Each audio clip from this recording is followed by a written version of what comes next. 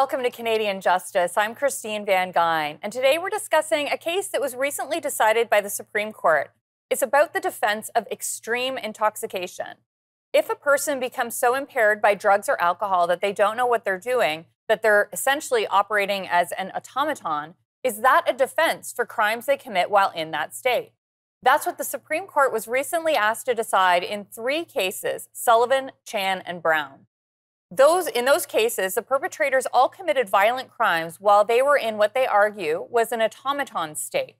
The Supreme Court struck down a law that prohibited self-induced extreme intoxication as a defense to violent crimes. This decision has surprised and upset many Canadians, and the government has proposed a legislative response. Here today to talk about this issue are our 2 guests. We have Carrie Frock, a law professor from the University of New Brunswick, and Daphne Gilbert, a law professor from the University of Ottawa. Thank you both so much for joining me today. Professor Frock, let's start by briefly going over the facts of these cases. What can you tell us at a high level happened here? Sure. So there were 3 accused persons involved here, Brown, Sullivan, and Chan.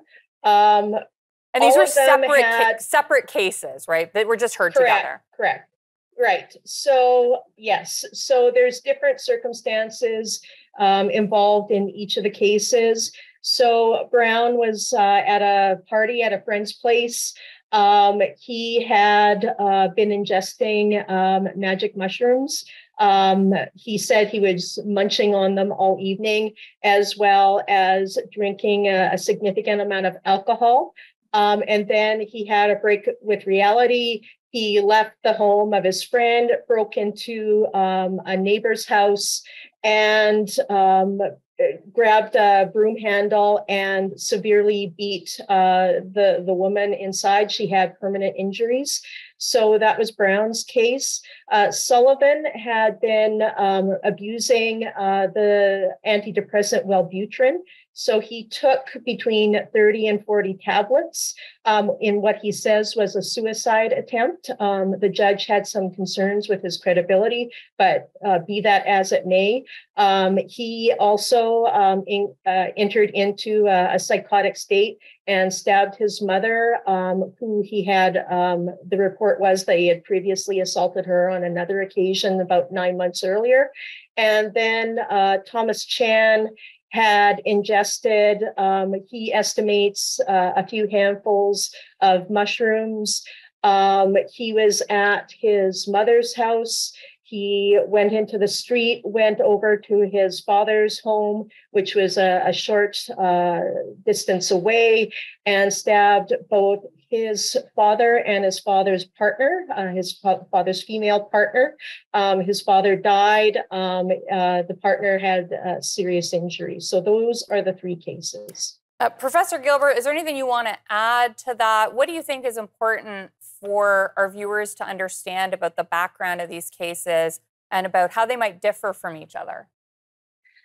Well, I think there's 2 things that are just interesting to note as we're going to enter into this conversation about what the Supreme Court decided and about this idea of extreme intoxication. And one is that none of these individuals was only consuming alcohol. So I know there's been a lot of discussion about extreme intoxication as related to alcohol, and I think it is important to note that on the facts of these cases, all 3 of these individuals were consuming substances, primarily not alcohol, actually. And I think the other thing that's really interesting to keep in mind is that the provision of the criminal code that was at issue in these cases has been around for about 20 years.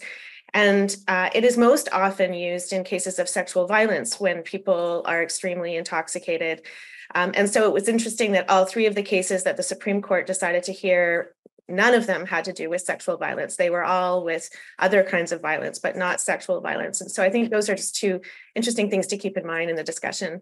So we've only got about 40 seconds. So I don't want to get into the nitty-gritty of what the Supreme Court decided. But essentially, these 3 defendants challenged the constitutionality of whether the criminal code could prohibit extreme intoxication, self-induced extreme intoxication as a defense for these violent crimes.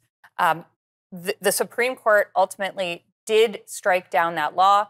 In the next segment, we're going to talk about how they reached that decision and now what the government's response to it has been, because it's been controversial. We will be right back.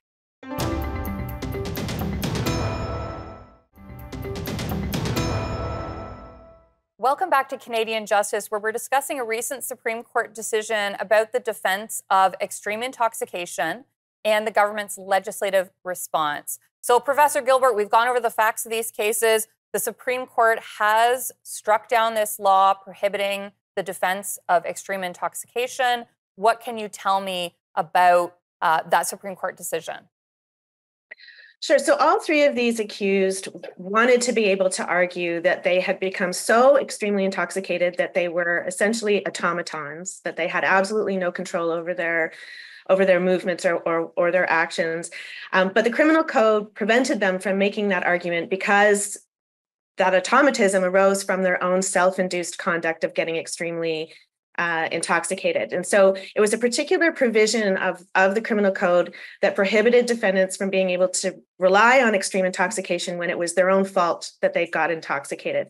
And that was what the Supreme Court struck down. And they struck it down because they said that it is a basic principle of criminal law, and that is protected by Section 7 of the Charter, that you cannot be convicted of a crime unless you acted voluntarily, and that this provision essentially took that criminal law principle out of the mix, and that was a violation of the Charter. And so what that left us with then is this what we're going to talk about today, this gap of from now on after that decision, without further government action, accused would be able to raise the fact that they had put themselves into an extremely intoxicated state and shouldn't be held responsible for what happened after that. So, Professor Frock, anything that you want to add about the Supreme Court's decision before we turn to the legislative response? Right. Well, I think it's important, and I don't want to get too insider baseball here, but it's important to know that extreme intoxication in this defense is arising in what the judges call a general intent offense. So these are offenses where a very specific kind of intent, like the intent to kill someone, which is a murder, of course, is a specific intent. It's offenses like assault, aggravated assault, sexual assault. And before the court's ruling in Davio in 1994, it was the case that intoxication of any kind wasn't a defense under the common law to general intent offenses. Significant intoxication, of course, is a defense to the specific intent, but then if you're acquitted of murder, you can be convicted of manslaughter. If you're not, if you are successful in an extreme intoxication defense under the common law for these violent offenses, then you're acquitted. So that's important to note that there is that distinction there. And Davio, the case you referenced, is of course a case, I believe, from the 90s that caused a legislative response by the government of the day then, that introduced this prohibition on self-induced intoxication, because that in that case it involved an individual who had consumed a huge quantity of alcohol and then committed extremely violent assaults and sexual assault on an elderly woman. Before we turn to the legislative response, though, I'm interested in Davio was a case that involved alcohol. These three cases all involved either pharmaceuticals or psilocybin mushrooms. Would alcohol rise to the threshold nowadays in a case like this? If the case of Sullivan, Chan, and Brown had only involved alcohol, could that have got these individuals to the automaton level, or is alcohol kind of not enough? Professor Gilbert. So the court in these three decisions was really clear that it thought it was very unlikely that alcohol use alone could put you into an automatistic state. And they cited some of the evidence that had been presented to Parliament about that, about how alcohol is more of a depressant that would leave you unconscious, as opposed to something that would cause you to act out violently once you had reached this extreme intoxication kind of level. Automatism is a term of art. And it requires scientific medical evidence, to be presented to court to verify that you had indeed got to the point of being an automaton. It isn't just being very intoxicated. It is actually sort of a step above that. It's an extra state that you have to be put into. And so so far, at least the expert evidence that we've been hearing suggests that alcohol alone would be unlikely to be able to put you into an automatistic state. But it would all be up to the evidence of the day and who you could find as an expert. Professor Frock, 10 seconds, anything to add to that? Well, I just want to clarify, Brown ingested a significant amount of alcohol as well.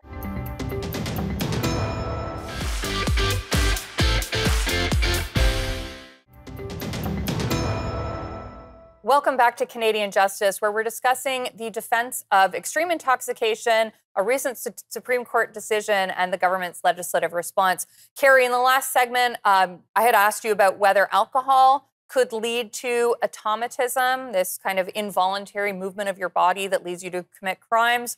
I just wanted to give you an opportunity to finish that thought up. Sure. And in our data analysis, we studied the cases where this was asserted. There were other cases where the court has found alcohol induced extreme intoxication. The Supreme Court of Canada could have shut the door on it. It specifically left it open and said that there may be cases where someone is able to dig up an expert witness to say that an automatistic state resulted from alcohol. So the jury's still out, as they say, although the court did say it would be an unusual case for sure. Now, I want to talk about the legislative response. Daphne, I'll start with you. The government has introduced legislation in response to this case that would amend the criminal code in a way that they have called gap filling. They've said that it would ensure people who become voluntarily intoxicated are held legally responsible, but in a way that they say is constitutional and fair. So what is the gap that this legislation is intended to fill, and what exactly is this new legislation doing? So the gap is that after the Sullivan and Chan and Brown cases, if a person became extremely intoxicated and could establish that they were an automaton, that they lacked control over their movements, they could be acquitted. It would negate the mens rea, as they say, and also the actus reus. It would negate both the criminal act and the mental element if you could prove that your intoxication put you in a state of automatism.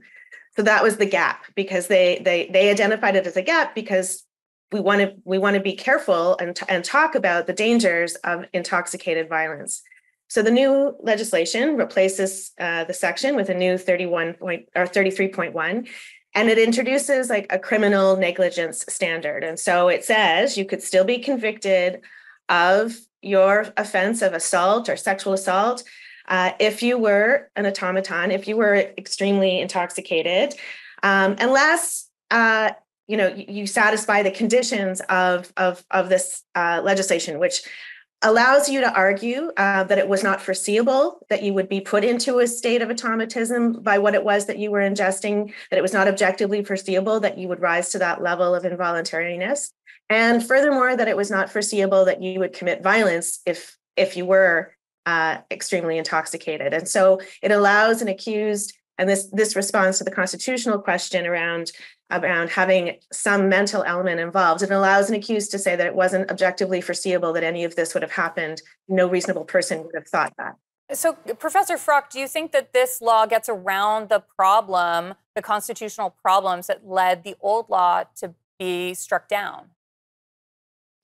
Well, it does insofar as the new law, as we've assessed it, is likely to be totally ineffective. So I imagine that defense counsel will have no problem with it. I don't know if there'll be any appetite to constitutionally challenge it if the Crown is never able to prove the foreseeability, both that someone would lose control and that harm would result. That's an extremely high burden for the Crown to have. So if the Crown can never prove it, there won't be any need for accused persons to constitutionally challenge it, because it'll never be an impediment for them raising the defense, which I think is risible to a lot of Canadians and to a lot of feminist organizations as well. Yeah, I think what I'd like to dig into there is your criticism of the law. It seems like you think this new proposal doesn't actually fill the gap. Am I wrong, Professor Frock? Is that how you feel about this solution to the decision? Yeah, absolutely. I mean, there's obviously times where an extreme intoxication defense is something that Canadians, I think, can accept.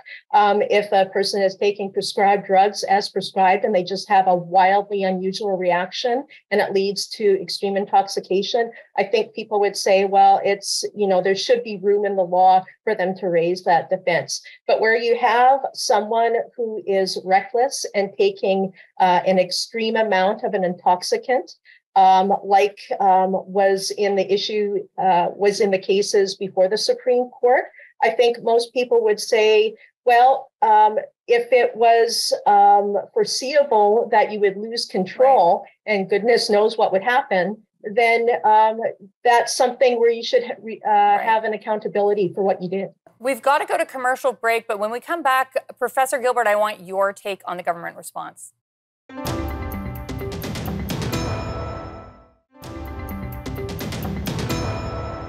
Welcome back to Canadian Justice, where we're discussing the defense of extreme intoxication, a recent Supreme Court decision, and the government's legislative response. Professor Gilbert, in the last segment, Carrie outlined her concerns about the government legislative response, saying that this response doesn't actually fill the gap. What can you tell me? What's your perspective? Do you think the law that has been proposed by the government would be sufficient to provide protection to victims against and accountability to perpetrators for crimes committed while extremely intoxicated? I don't think it does. I think the gap that the government said it was filling was about protecting victims from intoxicated violence. And it's interesting to me that when the original 33.1 was brought in over 20 years ago, the one that was just struck down, there was a lengthy preamble to that bill that set out all the justifications for needing this provision. And a big part of it, in fact, the heart of the justification was around women and children and violence against women and children and sexual violence in particular, and the fact that it is overwhelmingly a gendered crime and that many, many times men are arguing that they were intoxicated when they were committing violence against women.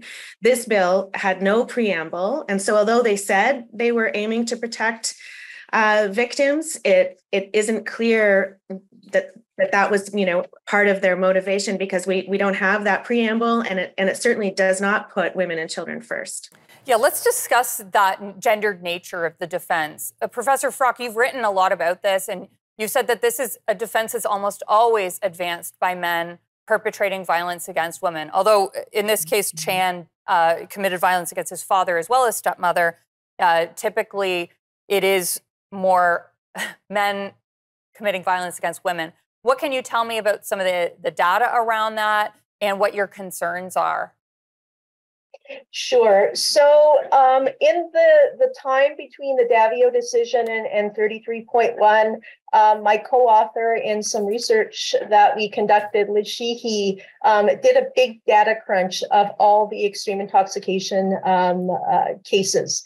And what she found is in that 12-month period, there was about 30 cases. Half of them involved either female victims or what we consider violence against women. But the really interesting thing that she found is even after 33.1 came into effect and there was that barrier to being able to assert it, she found 86 cases where extreme intoxication and Section 33.1 were mentioned. Now, something like 63 of those cases involved either female victims or violence against women. And I think all but 3 or 4 involved male perpetrators. So it's a highly gendered crime. And if you look at the breakdown of the violence against women cases, it's the sexual assault, domestic violence. So that looms large, as well as crimes perpetrated against law enforcement. Is another interesting finding. And Carrie, one of the things you wrote that this decision is a setback for women. You wrote this in an op-ed you co-authored in the Toronto Star. What can you add to that? Well, if you look at the way that the court conducted the constitutional analysis, they said that the rights of women and girls shouldn't be taken into account in determining whether or not there's been a violation of the right to fair trial. What that should happen is we consider those lumped together as part of all the rest of the collective interests that we as a society have within Section 1. The problem is that the Supreme Court has never found a Section 7 violation justified under Section 1. So if you're saying women and girls go to the back, they're considered in Section 1, the court will never get there. And that Section 1 is for viewers problem.